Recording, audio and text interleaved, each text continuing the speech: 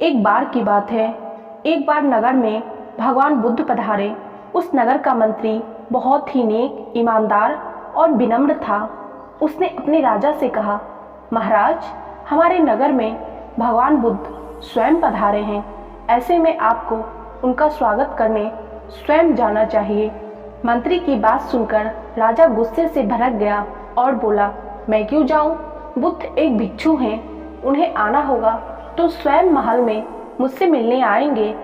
वह मंत्री बहुत ही विद्वान था। उसे राजा का यह घमंड अच्छा नहीं लगा और उसने तुरंत ही अपने नौकरी से त्याग पत्र दे दिया। जब राजा ने मंत्री का त्याग पत्र पढ़ा, उसमें लिखा हुआ था, मैं आपके जैसे छोटे आदमी की अधीनता में काम नहीं कर सकता, आप में बड़प्पन नहीं है। राजा त्याग पत्र पढ़कर मंत्री के पास गया और बोला, मंत्री, लगता है तुमने यह त्याग पत्र गलत फहमी में लिखा। मैं बड़प्पन के कारण ही तो बुद्ध के स्वागत के लिए नहीं जा रहा हूँ। राजा की बात सुनकर मंत्री बोला, राजन, अकड़ और घमंड बड़प्पन नहीं है। आप शायद भूल रहे हैं, भगवान बुद्ध भी कभी महान सम्राट थे। उन्होंने अध्यात्म की प्राप्ति हेतु सारा वैभव त्याग कर भिक्षु का पात्र ग्रहण किया।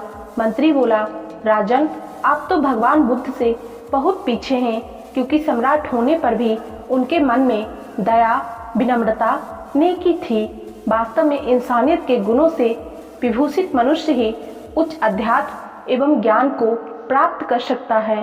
तभी तो भगवान बुद्ध अपने कार्य में सफल हो पाए। मंत्री के इन बातों को सुनकर राजा का घमंड चूर चूर हो गया और वह उसी समय मंत्री के साथ भगवान बुद्ध का स्वागत करने के लिए गया और उनके चरणों में गिरकर उनसे माफ़ी मांगी और दीक्षा देने का अनुरोध किया। भगवान बुद्ध ने राजा को सहर्ष गले लगाकर दीक्षा देना स्वीकार कर लिया। दोस्तों, इस कहानी से हमें यही सीख मिलती है कि हम अपनी लाइफ में कुछ भी अचीव कर लें, लेकिन हमें उस पर घमंड नहीं करना चाहिए और किसी दूसरे को अपने आप से छोटा या नीच नहीं समझना चाहिए। उम्मीद करती हूँ भगवान बुद्ध की ये कहानी आप लोगों को पसंद आई होगी और इस कहानी से आप लोगों को कुछ सीखने को मिला होगा। यदि हाँ, तो आप लोग वीडियो को लाइक जरूर कीजिएगा और चैनल को सब्सक्राइब करके बेल नोटिफिकेशन जरूर प्रेस कर लीजिएगा, क्योंकि इस चैनल पे आपको इसी तरह के मोटिवेशनल, इंस्पिरेशनल वीडियो मिलते रहेंगे।